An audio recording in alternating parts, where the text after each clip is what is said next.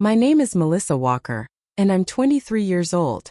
For as long as I can remember, I've been living in two worlds. The one where I'm a psychology major with dreams of helping others, and the one where I'm expected to serve the men in my family without question. Last Sunday, these worlds collided when my father beat me brutally in front of everyone because I refused to fetch my brother another beer. Before I tell you what happened next, where are you watching from? Hit subscribe and let me know in the comments below as I share how one dinner changed everything. Growing up in the Walker household in suburban Michigan meant living by strict, unspoken rules. Our two-story colonial home with its perfectly manicured lawn and bright white shutters looked idyllic from the outside. Inside those walls, however, was a different story entirely. My father, Frank Walker, built his construction company from the ground up. At 52, he ruled our family with the same iron fist he used to manage his workers. Tall and imposing with salt and pepper hair, he carried himself with an authority that demanded compliance. A man's home is his castle, he'd often say. And in this castle, what I say goes. His word was law. A full-time housewife who catered to his every need. At 48, her once vibrant personality had dimmed into a perpetual state of anxious compliance. She moved through our house like a ghost, anticipating needs before they were voiced, trying to maintain peace at all costs. Whenever I'd ask why she put up with Dad's behavior, she'd say, "Marriage is about compromise, Melissa," in a voice that sounded like she was trying to convince herself more than me. Then there was my brother, Tyler. At 25, he was Dad's carbon copy in training, entitled, demanding. While Mom nodded along and I bit my tongue, the inequalities started small. When we were children, Tyler got the newest bike while I received hand-me-downs. He got a car for his 16th birthday. I got a watch and was told I could use Mom's car when available. But the disparities grew more pronounced as we got older. I can still remember my high school graduation night. I'd been accepted to Central Michigan State with a partial scholarship to study psychology. Instead of celebration, my announcement at dinner was met with my father's dismissive grunt. "College is a waste of money for girls," he said between bites of pot roast. "You'll just get married and have kids anyway." "But Dad, I want to be a therapist. I want to help people," I argued. My acceptance letter clutched tightly in my hand. "You want to help people? Start by helping your mother around the house," he replied, pushing his empty glass toward me for a refill. Tyler, who had barely graduated high school and was working part-time at Dad's construction company, smirked from across the table. "Yeah, Mel. Know your place." Despite their resistance, I enrolled anyway. I worked 2 part-time jobs, waitressing at a local diner and tutoring underclassmen, to pay what my scholarship didn't cover. Every credit hour felt like a small victory. Each semester completed a battle won in my quest for independence. Still, Dad insisted I live at home to save money, though we all knew it was to maintain control. His rules were strict. Curfew at 10 p.m. even on weekends, mandatory family dinners every Sunday, and household chores that mysteriously never included Tyler. My mother tried to support me in her own quiet way. She'd slip me gas money when Dad wasn't looking or defend my study time when he demanded I drop everything to run errands. "She's working hard on her education, Frank," she'd say softly, only to wilt under his glare. "Book smarts won't make her a good wife," he'd reply. "Her priorities are all wrong." Meanwhile, Tyler bounced from job to job, unable to hold a position even at Dad's company where he received preferential treatment. He'd been fired for tardiness, poor work ethic, and once for showing up drunk.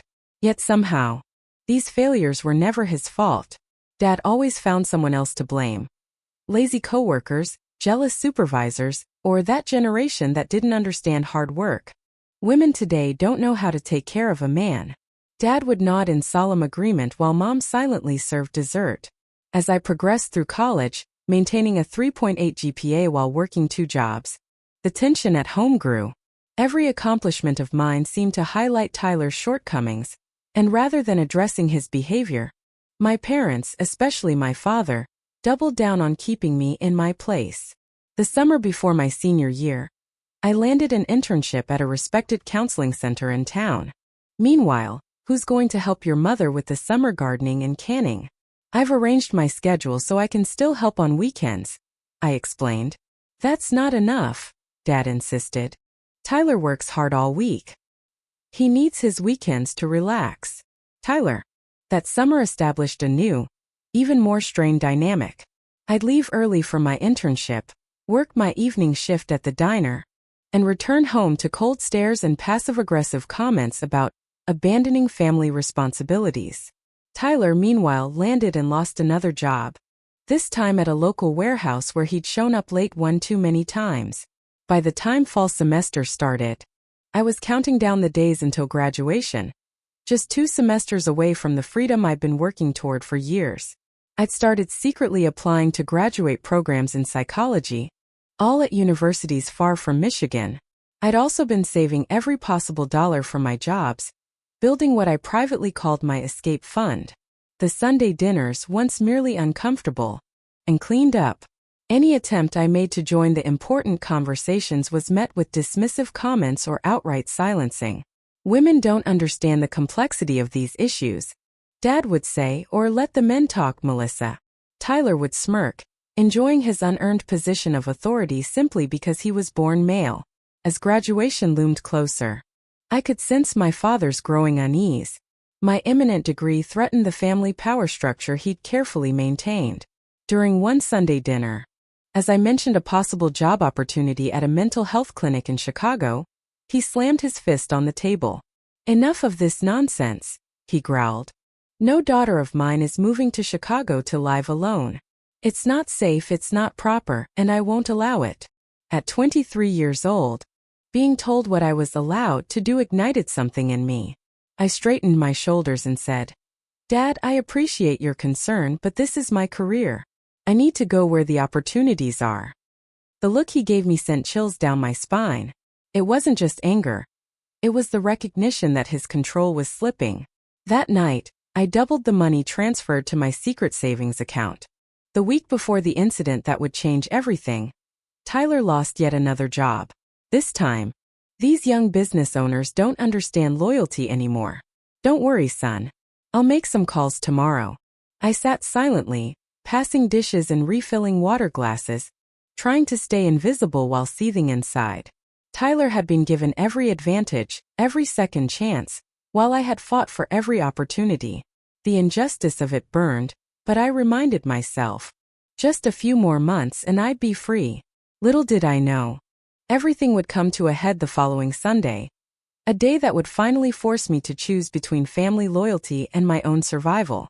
Sunday dinners at the Walker household had a rigid, almost ceremonial quality to them. Everyone was expected to dress appropriately. For my mother and me, that meant dresses or skirts. For Dad and Tyler, casual button-downs were acceptable. That particular Sunday in late October started like any other. I'd been up since dawn, cramming for a major exam while trying to finish a research paper due the following day. Breathless and clutching my psychology textbooks to my chest, the aroma of pot roast and garlic mashed potatoes filled the air. But instead of making my mouth water, it knotted my stomach with dread. "You're late," my father called from the living room, not bothering to look up from the football game on TV. Tyler sat beside him, feet propped up on the coffee table, empty beer bottles lined up like trophies of his laziness. "Sorry," I said, rushing toward the stairs. "My study group went longer than expected. I just need 5 minutes to change."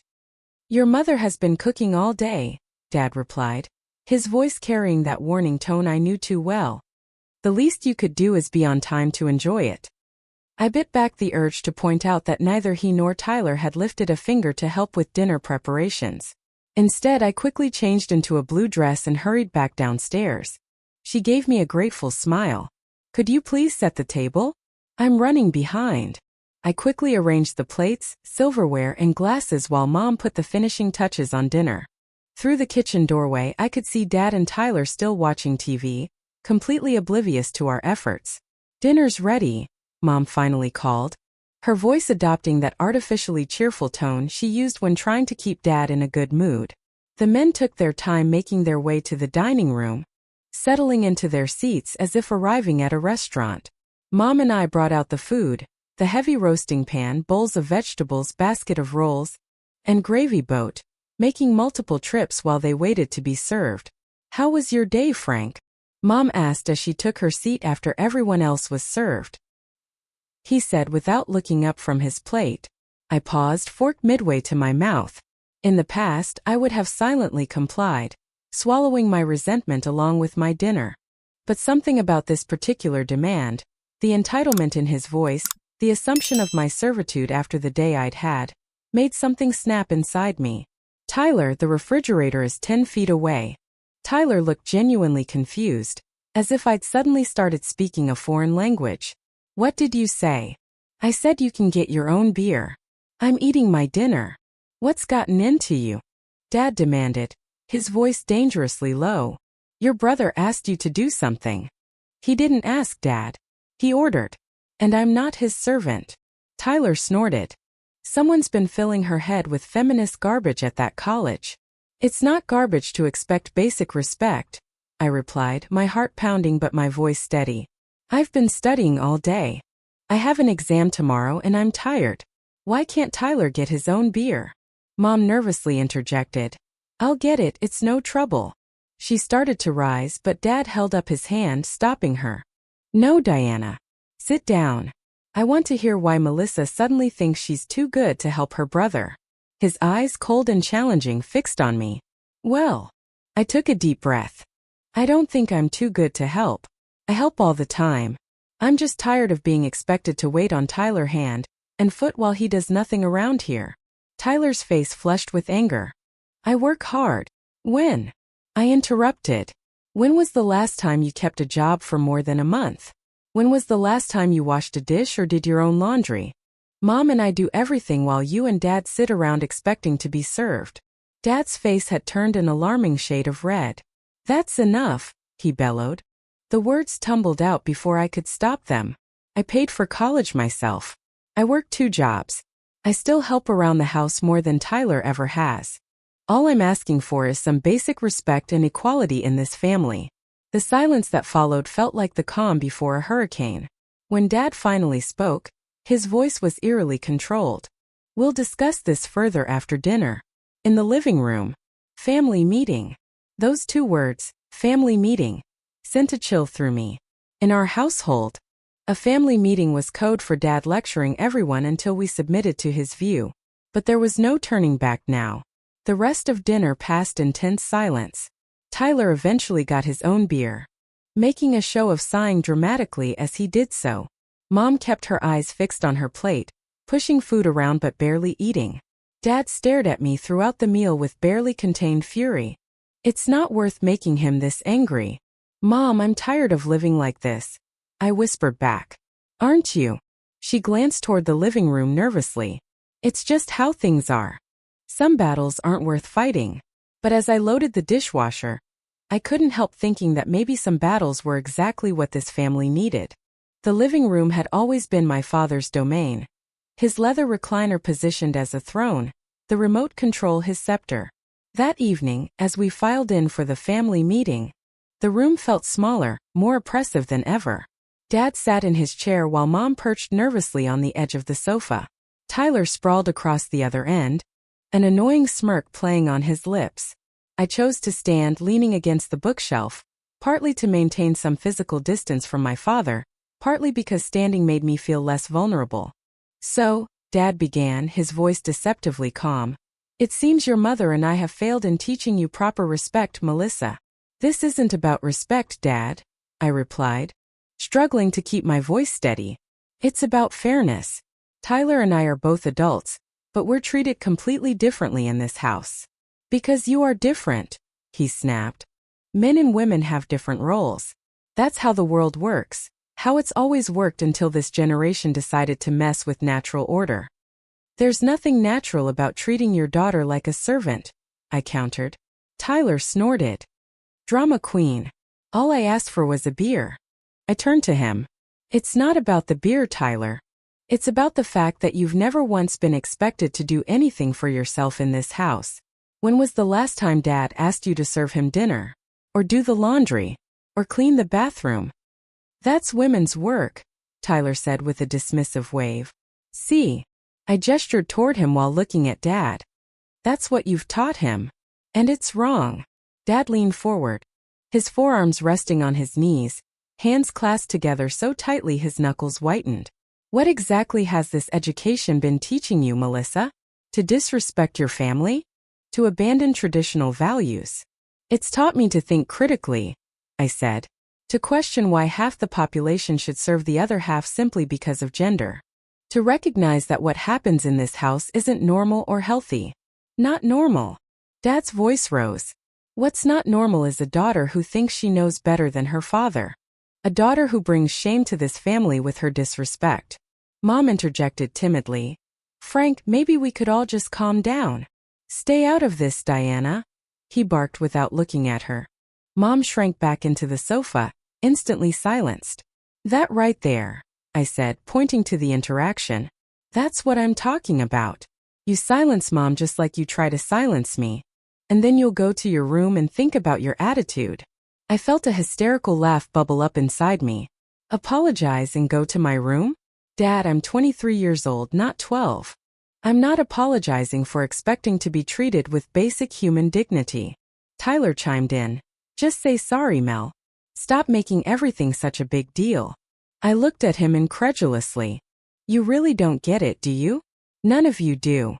What I get, Dad said, stepping toward me, is that I have a disrespectful, ungrateful daughter who needs to learn her place. My place? I repeated, anger overriding fear. My place is not beneath Tyler just because I was born female. My place is not serving men who do nothing to deserve it. And my place is certainly not silently accepting unfair treatment. What happened next seemed to unfold in slow motion. Dad's face contorted with rage, a vein pulsing visibly at his temple. He closed the distance between us in 2 large strides and grabbed my upper arm with bruising force. Frank! Mom gasped. Shut up, Diana, he growled, his gaze never leaving my face. Is this what they teach you in college? To disrespect your father? To question the natural order of things? I tried to pull away. Let go of me. You're hurting me. Instead of releasing me, he tightened his grip and slapped me hard across the face with his free hand. The blow was so unexpected, so violent, that my head snapped to the side. Pain exploded across my cheek and tears sprang immediately to my eyes. Frank, stop. Mom cried, rising from the sofa. Stay back, he shouted at her before turning back to me. Several books tumbled down around me as I tried to regain my footing. Before I could, Dad was there again, grabbing the front of my dress and yanking me forward. Stop, I pleaded. Genuine fear replacing anger. I'd seen my father angry before, but never like this. Never with this unhinged quality in his eyes. Dad, maybe that's enough, Tyler said, finally seeming uncomfortable with the situation. Enough. Dad laughed, a chilling sound devoid of humor. We're just getting started with her lesson. His fist connected with my stomach, driving the air from my lungs. I doubled over, gasping, only to have him grab my hair and pull me upright. You think you're better than this family? Than our traditions? Another slap. This one catching my ear and sending a ringing through my head. Through tear-blurred vision, I saw my mother frozen in horror, hands covering her mouth. Tyler had stood up but remained rooted in place, his earlier amusement replaced with uncomfortable shock. Dad shoved me again, harder this time. I fell to the floor, instinctively curling into a protective ball as he loomed over me. Get up, he ordered. When I didn't move fast enough, he kicked me in the side. I said, get up. Frank, please, Mom sobbed. You're going to really hurt her. She needs to learn, he growled, reaching down to grab my arm again. I scrambled backward, trying to escape his reach. Don't touch me, I gasped. Pain shot through my hip as it connected with the hard edge. In that moment, something crystallized within me. A stark realization that this man, my father, could actually kill me. This wasn't discipline or even a momentary loss of control. This was unbridled rage that had been building for years, possibly decades. As he advanced on me again, I managed to scramble to my feet and dart around him, heading for the stairs. Where do you think you're going? He bellowed. We're not finished. Yes, we are, I gasped, pressing my back against the door as if my weight could reinforce it. Frank, stop this. I heard my mother cry from downstairs. You're going to break down the door. She can't hide in there forever. he shouted, giving the door one final vicious kick before stomping away. I slid down to the floor, my entire body trembling uncontrollably. My face throbbed. My side ached where he had kicked me, and I could already feel bruises forming on my arms. But worse than the physical pain was the shattering of whatever remaining illusion I'd had about my family. I could hear the argument continuing downstairs, my father's booming voice, my mother's tearful pleas, and occasionally Tyler's lower tones joining in. I couldn't make out the words through my door and the ringing in my ears, but the hostility was palpable even from a distance. As I sat there, back against the door, arms wrapped around my knees, a strange calm began to replace my panic. This wasn't just about a beer or even about gender roles anymore. This was about survival. And for the first time, listening for any sound of approaching footsteps. My cheek throbbed where Dad had struck me, and each breath caused a stabbing pain in my side. When I finally gathered the courage to move to the bathroom connected to my bedroom, I winced at my reflection in the mirror. An angry red handprint marked my left cheek, already darkening into what would become a bruise. My bottom lip was split and swollen, a small trickle of dried blood crusted at the corner. When I lifted my dress to check my ribs, I gasped at the purplish mark forming where Dad had kicked me. I stumbled back to my bedroom and sank onto the edge of my bed, mind racing. This wasn't the first time Dad had been physical. A harsh grab of my arm here, a disciplinary spanking well into my teens there. But this was different. This wasn't a momentary loss of control. It was methodical violence meant to break me. Memories from childhood suddenly replayed with new clarity. Dad throwing a plate against the wall when Mom overcooked his steak. What I had normalized as Dad's temper or traditional parenting revealed itself for what it truly was, abuse. With shaking hands, I reached for my phone and took several photos of my injuries. I wasn't sure what I planned to do with them, but some instinct told me to document everything. Then I opened my text messages and typed a message to my best friend, Amber Harrison. Need help. But leaving meant potentially cutting ties with my entire family. Could I do that? Could I walk away from Mom, who despite her enabling had always tried to protect me in small ways? What about my education? My jobs? The life I'd built here? My phone buzzed with Amber's reply. Yes, of course. Are you safe right now? Do you need me to come get you? I texted back. Not safe to pick me up here. We'll leave when they're asleep and take an Uber. Probably around 1 a.m. Amber responded immediately. I'll be awake. Be careful. Text me when you're on the way. A soft knock at my door froze me in place. Melissa. My mother's voice barely above a whisper. Are you okay? Can I come in? I hesitated, then moved to unlock the door, opening it just enough to see her face. Her eyes widened at the sight of my injuries. Oh, Melissa, she gasped, reaching out to touch my bruised cheek before thinking better of it. I'm so sorry. I've never seen him like that before. Really, Mom? I couldn't keep the bitterness from my voice. Because this has been building for years. You've just chosen not to see it. Don't you dare put this on me. This isn't about respect or authority. This is about control and violence. She wrung her hands anxiously. What are you going to do? For a moment, I considered confiding in her about my plan to leave. But the way she kept glancing down the hallway, the nervous energy radiating from her, made me reconsider. Mom had always chosen Dad in the end. After she left, I continued packing, adding a few more items. A photo album, a small jewelry box with pieces from my grandmother, and the worn teddy bear I'd had since childhood. Sentiment warred with practicality as I assessed what I could carry and what I'd have to leave behind. Mom returned with an ice pack wrapped in a dish towel. He's gone to bed, she whispered, handing it to me. Tyler too. I told them I'd talk to you about your behavior. I pressed the ice to my throbbing cheek, not bothering to address her comment about my behavior. Mom, I said instead, what if he had killed me tonight? What if he does kill you someday when you don't fold his shirts exactly right? She flinched. Don't be dramatic. He just lost his temper. This isn't normal. You know that, right? Normal fathers don't beat their daughters for refusing to get a beer. Normal husbands don't terrify their wives. Mom's eyes darted away from mine. Every family has problems. Not like this. I gestured to my bruised face. This isn't a problem, Mom. It's a crime. She stiffened. You aren't thinking of reporting this, are you? The fact that this was her concern, not my safety, not the wrongness of what happened, but the potential consequences for Dad, told me everything I needed to know. Good night, Mom, I said, gently closing the door. I waited until the house was completely silent before finishing my preparations. Around 1 a.m., I texted Amber that I was leaving soon, then opened my window and carefully lowered my backpack to the ground using a tied bedsheet. The drop from my second-floor window to the lawn below wasn't ideal, but the trellis on the side of the house would provide enough support to climb down safely. Before leaving, I took one final look around my childhood bedroom, the posters I'd had since high school, the bookshelf overflowing with psychology texts, the desk where I'd studied for countless exams. In this room I dreamed of freedom, of building a life defined by my own choices rather than my father's rules. Now I was about to take the first real step toward making those dreams reality.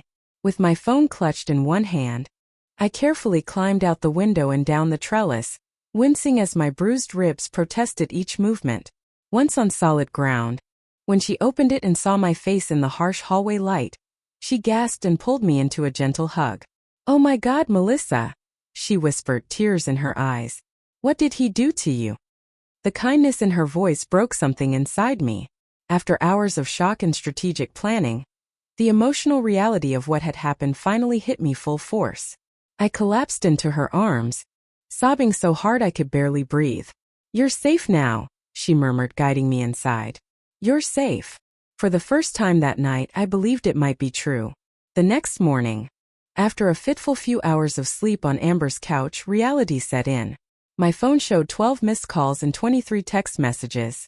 8 calls from Mom, 4 from Dad, and a barrage of texts ranging from Mom's pleading, "Please come home, we're worried," to Dad's threatening, "You're making this worse for yourself. You need to see a doctor." And I'm still on my parents' plan. "Melissa," she said firmly, "this isn't just about the physical injuries. If you're considering pressing charges." "Pressing charges?" I interrupted. "Against my own father?" "Yes, against your own father who beat you," she replied without hesitation. "What he did was assault. It's a crime." The thought made my stomach turn, but part of me recognized she was right. If I didn't take action, nothing would change. Dad would continue his reign of terror, Mom would continue enabling him, and Tyler would continue learning that violence was an acceptable way to maintain control. "I'll go," I finally agreed. At the hospital, a kind-eyed doctor named Dr. Patel carefully examined my injuries, documenting each bruise and abrasion. An X-ray revealed no broken ribs, but the bruising was severe. "These injuries are consistent with assault," she said quietly, meeting my eyes. "Would you like me to contact someone? A social worker, perhaps? The police?" I hesitated, then nodded. "Yes, both please." While waiting for the social worker, "That's all you need to know. Safe." He snorted. "Don't be so dramatic. Just come home and apologize, and we can put this whole thing behind us." "Put it behind us?" I repeated incredulously. "Tyler, he beat me. Look at what he did to me." I sent him one of the photos I'd taken the night before. The line went silent for a long moment. "Jesus," he finally muttered. "I didn't realize it was that bad." "What did you think was happening when he was hitting me?" I asked, anger replacing fear. "What did you think would happen when you just stood there watching?" "I told him to stop," Tyler said defensively. "Once. After he'd already hit me multiple times. Then you did nothing." Another pause. "What are you going to do?" "What I should have done a long time ago. I'm filing a police report." "Melissa, no." Tyler's voice rose in panic. "That will destroy the family." "The family?" I laughed bitterly. Dad destroyed the family when he decided beating his daughter was acceptable. Mom destroyed it when she suggested I apologize to him afterward. In her office, I recounted the events of the previous night and the long history of control and emotional abuse leading up to it. "What you're describing is a classic pattern of domestic violence," she explained gently. "Often it escalates over time, as you've experienced." I always thought domestic violence meant husbands abusing wives, I admitted. I never considered that what was happening in our house might qualify. Family violence takes many forms, she said. What's important now is your safety. Do you have somewhere secure to stay? I nodded. With my friend for now. But I'll need to figure out something more permanent. We can help with that, she assured me.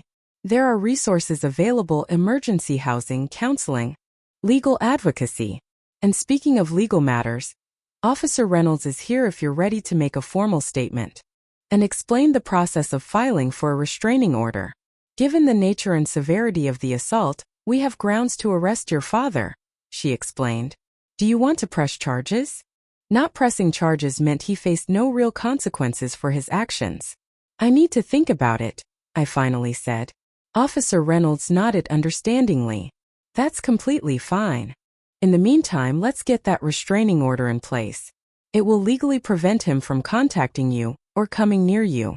By late afternoon, I had a temporary restraining order. I also had a prescription for pain medication that I couldn't afford to fill, and the devastating realization that my education was now in jeopardy. But I was counting on living at home to save money. What about student loans? She suggested. Or maybe the university has emergency funds for situations like this? Maybe, I said. Though the thought of taking on more debt made my stomach clench. I was already working 2 jobs while maintaining a full course load. How much more could I possibly take on? That evening, I mustered the courage to turn my phone back on. Among the missed calls and texts was an unexpected message from my Uncle Robert, my father's younger brother who lived in Chicago. Melissa, your mother called me. She's worried. Please let someone know you're safe. You can call me anytime. No judgment, no pressure. Uncle Robert had always been different from my father, gentler, more progressive in his thinking. They'd grown distant over the years precisely because Robert disagreed with Frank's authoritarian parenting style. I hadn't seen him in nearly 2 years. Not since he'd gotten into a heated argument with Dad at a family reunion. After a moment's consideration, I called him. Melissa. He answered immediately. Thank God. Are you okay? Not really. I admitted, my voice breaking. Dad hurt me, Uncle Robert. He really hurt me. I know, he said quietly. Your mother didn't tell me directly, but I could read between the lines. I've been worried about something like this happening for years. You have? Yes. I grew up with Frank, remember? I saw how our father treated him, the same way Frank treats you and your mother. It's a cycle, Melissa. One I've been hoping your father would break. Tears filled my eyes at his understanding. I can't go back there. No, you absolutely cannot, he agreed firmly. Listen. I know this is sudden, but I have a spare bedroom in my apartment. If you need a place to stay while you figure things out, it's yours. No strings attached. His offer stunned me. Chicago? But my school, my jobs. There are universities in Chicago too, he pointed out. And jobs. I'm not saying you have to decide right now. Just know that you have options, okay? You're not alone in this. For the first time since fleeing my childhood home, I felt a flicker of hope. Maybe I could rebuild my life after all, just not in the way I had originally planned. The police station was busier than I expected for a Tuesday morning. Officer Reynolds greeted me with a firm handshake and led me to a small interview room where I provided my formal statement. Each word felt like both a betrayal and a liberation as I described my father's violence in clinical detail. Based on your statement and the documented injuries, we have sufficient cause to arrest Frank Walker for domestic assault, Officer Reynolds explained after I signed the papers. Do you understand what that means for your family? I nodded.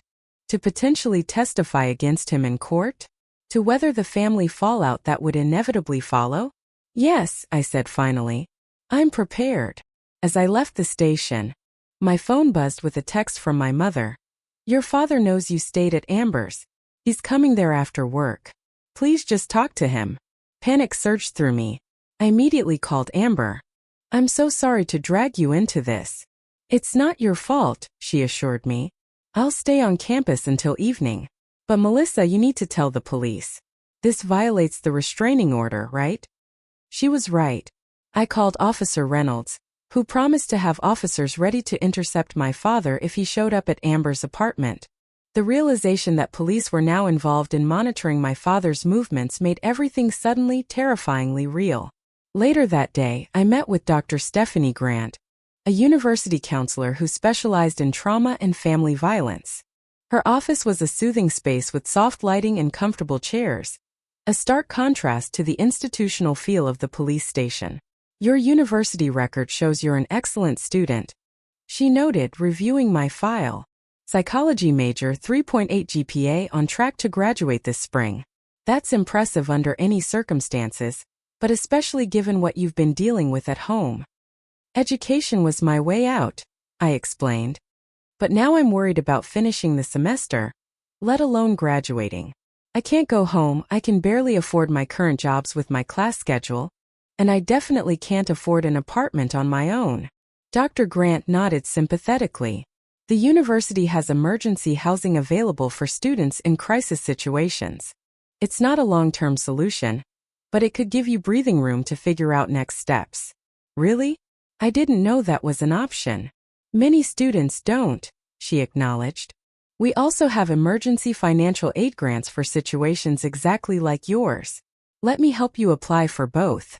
By the end of our session, I had applications submitted for emergency housing and financial assistance, plus information about on-campus job opportunities that offer better pay and more flexible hours than my current positions. As I left her office, my phone rang with an unfamiliar number. "Wearily," I answered. "Melissa Walker? This is Detective Barnes with the County Police Department. We've arrested your father on charges of domestic assault. He's currently being processed at the county jail." My legs nearly gave out, and I sank onto a nearby bench. "He's in jail? Right now?" "Yes. He'll appear before a judge tomorrow morning for arraignment and bail hearing. The prosecutor will contact you with more details, but I wanted you to know he's in custody." After hanging up, I sat frozen, trying to process this new reality. My father, the man who had controlled every aspect of our family life with an iron fist, was in a jail cell. The image was impossible to reconcile with the powerful figure who had dominated my existence for 23 years. My phone buzzed again almost immediately, my mother this time. I braced myself and answered. "How could you?" she sobbed without preamble. "They took your father away in handcuffs. In front of the neighbors." "He assaulted me, Mom," I reminded her, keeping my voice even despite the churning emotions. "He could have killed me." "He would never," she began, then stopped. Even in her denial, she couldn't quite bring herself to finish that sentence. "What are we supposed to do now? How am I supposed to pay the bills? Did you think about that?" The question struck me as so absurd that I nearly laughed. "Did I think about how you'd pay the bills when I was trying to protect myself from being beaten? No, Mom, I didn't. This will ruin him," she continued. "His business, his reputation, everything he's worked for. He ruined it himself when he chose violence," I countered. I felt simultaneously lighter and heavier, freed from the secret of abuse but burdened by its public acknowledgement. There would be no going back now. Over the next few days, the university allowed me to take 2 of my classes remotely for the remainder of the semester, making it easier to maintain my GPA while dealing with the legal proceedings. My father was released on bail with strict conditions. No contact with me, restricted access to the family home, and mandatory anger management classes. The district attorney assigned to the case, a no-nonsense woman named Julia Martinez, explained that he faced potential jail time given the severity of the assault.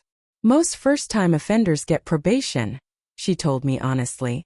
I received an unexpected email from my Uncle Robert. "I've booked a flight to Michigan for this weekend.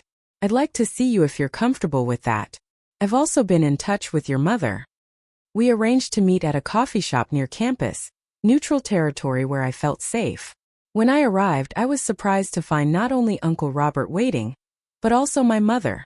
"Before you leave, please hear us out," Robert said quickly, seeing my hesitation. "Your mother has something important to tell you." Mom looked different somehow, smaller, older, but also clearer. "Robert has helped me see that what happened to you, what's been happening to both of us for years, it isn't right. It isn't normal. I stared at her in disbelief. You're leaving him? Really? She nodded, tears filling her eyes. I should have protected you. I should have left years ago, when he first started showing his temper. But I was afraid, of being alone, of failing as a wife, of what people would think. I put those fears above your safety, and I will regret that for the rest of my life. We've already consulted with a divorce attorney, Robert added. Diana will be staying with me in Chicago until things are settled. There's room for you too if you want it. The offer was tempting. A chance to start fresh in a new city. Robert nodded understandingly. The offer stands whenever you're ready. For now, I've hired a moving company to help your mother pack her essentials. We'll be driving back to Chicago on Sunday. What about Tyler? I asked, suddenly remembering my brother. Mom sighed. He's angry. Confused. He feels caught in the middle, though he's mostly taken your father's side. He witnessed the assault, I pointed out. He knows what Dad did. Yes, but admitting that means questioning everything he's been taught about being a man, about family loyalty, about his place in the world, Robert explained. That's not easy. As if summoned by our conversation, my phone lit up with a text from Tyler. Can we talk? Just you and me? Gesturing to my face where the bruises had begun to fade to yellowish green. Thanks, I replied, keeping a careful distance between us. What did you want to talk about? He ran a hand through his hair, a gesture so like our father's that I tensed involuntarily. This whole thing is messed up, Mel. Dad in jail, Mom leaving. Our family is falling apart. Our family was already broken, Tyler. You just didn't notice because you benefited from the dysfunction. His face flushed with anger, then crumpled into something more vulnerable. I know I've been a jerk. I know I should have stopped him that night. Yes, you should have, I agreed, not willing to let him off the hook easily. But it wasn't just that night. It was years of watching him control and intimidate Mom and me while you enjoyed your privileges. I didn't ask for those privileges, he protested. No, but you accepted them without question. You let yourself believe you deserved special treatment just because you were born male.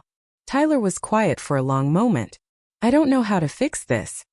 You can start by examining your own behavior, I suggested. Think about how you treat women. Think about the kind of man you want to be, Dad's carbon copy or someone better. I'm not like him. Our conversation ended without resolution, but it felt like the first honest exchange we'd ever had. Whether Tyler would actually reflect on his role in our family's dynamics remained to be seen, but at least the truth had been spoken aloud. As the weeks passed, I settled into a new routine: classes, work, therapy sessions with Dr. Grant, meetings with the district attorney. The university community rallied around me in ways I hadn't expected. My psychology professors were understanding about missed deadlines. Fellow students offered notes and study support. And the campus victim advocacy group connected me with resources I hadn't known existed. Working multiple jobs was exhausting, but the independence was worth every aching muscle and late night. Uncle Robert called weekly, providing updates on Mom's adjustment to life in Chicago. She's starting therapy next week, he reported during one call. And she's talking about maybe taking some community college classes in the spring. Small steps but important ones. The most surprising development came just before Thanksgiving, with the condition that my own legal advocate would be present. The meeting took place in a sterile conference room at the courthouse. Dad's lawyer, a slick man in an expensive suit, and pay restitution for my medical expenses and therapy costs. And in exchange, my advocate asked skeptically, Mr. Walker would like his daughter to consider dropping the restraining order, allowing for the possibility of reconciliation in the future. I shook my head firmly. The restraining order stays. Miss Walker, your father is deeply remorseful. Is he remorseful about what he did, or about facing consequences for it? I interrupted, because those are very different things. Tell my father I'll consider dropping the restraining order when he's completed a full year of therapy and demonstrated actual change, not before. As I left the courthouse, I felt a strange mix of sadness and strength. The family I'd grown up with was irreparably altered. The father who had once seemed all-powerful was now bound by court orders and legal restrictions. The future I'd planned had transformed into something entirely different. And yet, for the first time in my life, I was truly charting my own course. The holiday season arrived, my first away from home. Instead of the tense family dinner that would have normally marked Thanksgiving, it wasn't always easy. There were nights I cried myself to sleep, mourning the family I wished we could have been. There were moments of panic about my financial future, my safety, my ability to succeed without the structure, however toxic, that had defined my life for so long. But with each day that passed, with each challenge I overcame independently, my confidence grew. By the time spring semester began, I had secured a small studio apartment I could just barely afford with my multiple jobs. It was tiny, sparsely furnished with second-hand items, but it was mine. A space where no one could control me, hurt me, or demand my servitude. As I unpacked my few belongings, I came across the photo I'd saved of my bruised face from that terrible night. I considered deleting it, moving on completely from the trauma, but instead, I saved it in a folder labeled, "Never Again." Some memories, however painful, served an important purpose. This one would remind me of my worth, my strength, and my unwillingness to ever be anyone's victim again. 1 year later, I stood in front of the mirror adjusting my graduation cap. The woman reflected back at me looked different from the frightened girl who had climbed down a trellis in the middle of the night 12 months earlier. My eyes held a confidence that came from surviving the unthinkable and rebuilding from scratch. My tiny studio apartment had become a true home, a sanctuary decorated with photos of new friends, inspirational quotes, and the psychology degree that now hung proudly on the wall. The space was small but represented something immense: my independence. My weekly therapy sessions with Dr. Grant had been instrumental in processing the trauma, helping me understand that recovery wasn't linear. Healing doesn't mean forgetting, she often reminded me. It means integrating the experience into your life story, without letting it define your future. Those words resonated especially strongly today as I prepared to cross the stage and receive my diploma. An achievement that symbolized not just academic success but personal triumph over circumstance. "My beautiful, brave girl," she whispered, embracing me carefully as if I might still be fragile. "I'm so proud of you." Mom had changed dramatically over the past year, found a part-time job at a small accounting firm, and developed a quiet confidence I'd never seen in her before. The divorce proceedings had been finalized 3 months ago, ending 30 years of marriage but beginning her journey toward genuine happiness. "You look wonderful," I told her, noticing the stylish haircut and colorful blouse that had replaced her formerly muted appearance. "Chicago agrees with you. Freedom agrees with me," she corrected with a small smile. "Just like it agrees with you." We were interrupted by another knock, Uncle Robert, coming to drive us to the ceremony. He had become a steady, supportive presence in my life. He announced cheerfully upon seeing me in my cap and gown. "The restaurant is booked for after the ceremony, and I've got the camera charged for about 1,000 photos." As we headed to his car, my phone chimed with an incoming text. It was from Tyler. "Congrats, sis. Sorry I couldn't make it. We'll celebrate when I visit next month." My relationship with my brother remained complicated. After several false starts, he had finally begun his own journey of self-reflection, moving out of Dad's house and seeking therapy to address the toxic masculinity he'd internalized. Our conversations were sometimes awkward, occasionally argumentative, but increasingly honest. He was trying, which was more than I'd ever expected. The graduation ceremony passed in a blur of emotions. When they called my name, Melissa and Walker, Bachelor of Science in Psychology, summa cum laude, I heard Mom and Uncle Robert cheering loudly from the audience. Walking across that stage felt like crossing a finish line in a marathon I've been running my entire life. Later, "I've been meaning to tell you," Mom said as we finished our pasta. "I ran into Kimberly Foster last week, the social worker from the hospital." She mentioned they're hiring peer counselors for their domestic violence program. "With your psychology degree and personal experience, you might be perfect for it." The suggestion sparked immediate interest. Throughout my studies, I'd increasingly focused on trauma and recovery, drawn to the field by my own healing journey. The thought of using my experience to help others facing similar situations felt right, like finding purpose in pain. I'll look into it, I promised, making a mental note to contact Kimberly. Uncle Robert raised his glass in a toast. To new beginnings, hard-earned wisdom, and the courage to choose a different path. As we clinked glasses, I thought about my father. After accepting a plea deal, he'd been sentenced to probation, mandatory counseling, and community service. Our only contact had been through lawyers, though I'd heard from Tyler that he was actually attending his therapy sessions regularly. Whether this represented genuine change or merely compliance with court orders remained to be seen. The restraining order was still in place by my choice. Some relationships couldn't, and shouldn't, be salvaged. This was one of the hardest lessons I'd learned. As Mom helped me serve, she touched my arm gently. "I need to apologize again," she said quietly. "Not just for failing to protect you that night, but for all the years I taught you through my silence that women should endure mistreatment. That wasn't the lesson I wanted to give you." "I know, Mom," I assured her. "We were both doing the best we could in an impossible situation. But you found the courage to leave first," she noted with a sad smile. "You showed me it was possible." Perhaps that had been my role all along. As the evening wound down and we said our goodbyes, I found myself alone in my apartment, surrounded by graduation cards and the remains of celebration. On my bookshelf sat a framed photo taken earlier that day. Mom, Uncle Robert, and me all smiling genuinely. Beside it was a space where a traditional family portrait might have stood, now deliberately left empty. A week after graduation, I met Jason Bennett at a trauma survivor support group I'd joined during my recovery. With kind eyes and a gentle manner, he represented everything my father was not: respectful, patient, and genuinely interested in equality. Our first date consisted of volunteer work at a community garden. Our second, he explained when I cautiously shared snippets of my family history. Dad cooked, Mom fixed the car. They made decisions together and treated each other with respect. I grew up thinking that was normal. "It should be," I replied, wondering how different my life might have been with such a model. As our relationship developed, never used intimidation to get his way.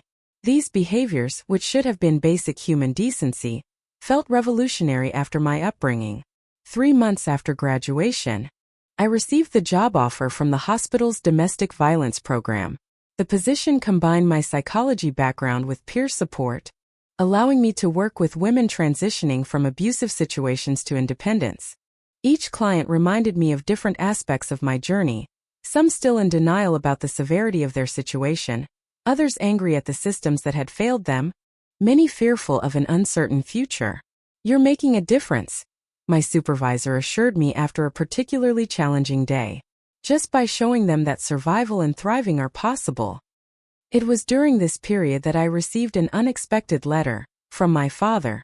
My first instinct was to throw it away unopened, but after consulting with my therapist, I decided to read it, prepared to maintain my boundaries regardless of its contents.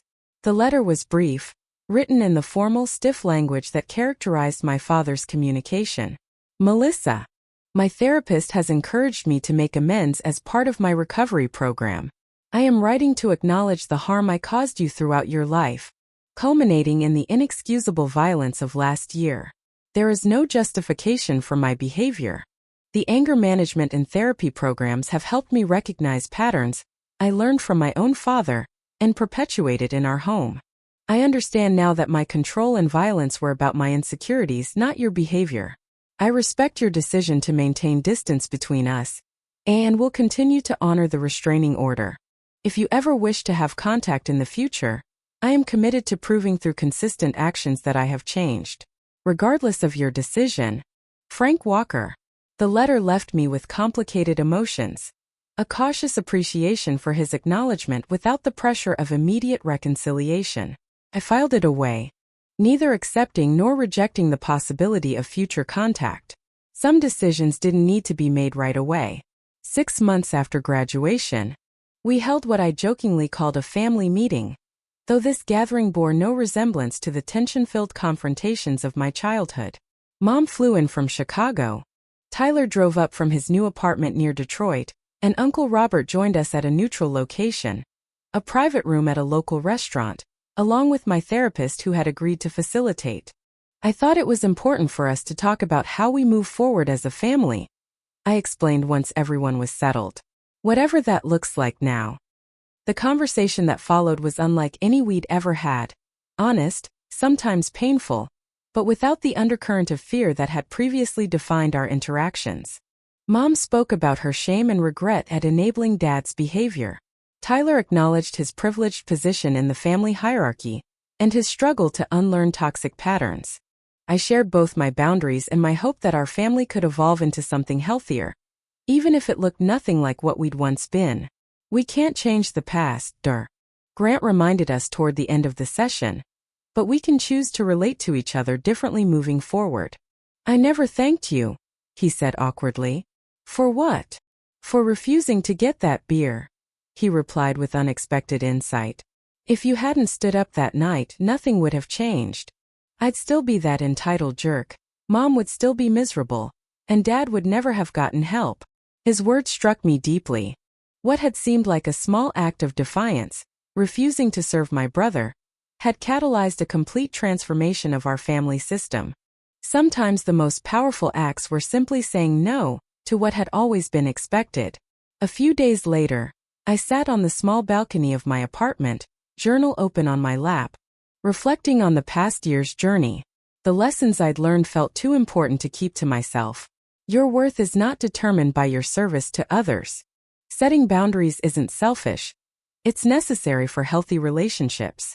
Breaking family patterns requires courage, but creates freedom for generations to come. Healing doesn't erase scars but transforms them into reminders of your strength. The family you choose can be as meaningful as the family you're born into. Standing up for yourself may cost relationships but will save your soul.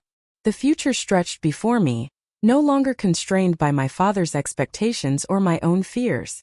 Graduate school applications sat on my desk for psychology programs specializing in trauma recovery.